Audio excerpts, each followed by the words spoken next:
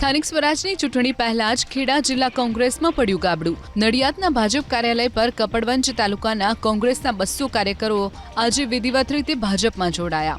ધારાસભ્ય રાજેન્દ્રસિંહ ઝાલાની અધ્યક્ષતામાં 200 જેટલા કોંગ્રેસના કાર્યકર્તાઓએ ભાજપનો ખેસ ધારણ કર્યો, જેમાં કઠલાલ તાલુકાના સરપંચ, પૂર્વ સરપંચ, તાલુકા પંચાયતના સભ્યો, દૂધ મંડળીના ચેરમેનો અને અન્ય કોંગ્રેસના હોદ્દેદારો અને કાર્યકર્તાઓ ભાજપમાં જોડાયા।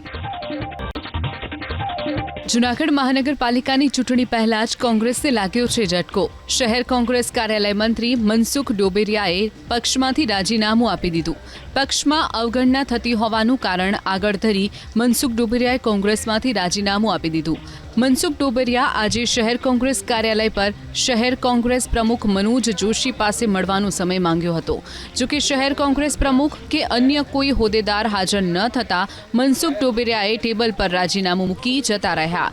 જોકે એબીપી અસ્મિતા સાથે વાત કરતા મનસુખ ડોબેરિયાએ અન્ય પક્ષમાં જોડાવા અંગે હાલ કોઈ નિર્ણય ન કર્યો હોવાનો દાવો કર્યો।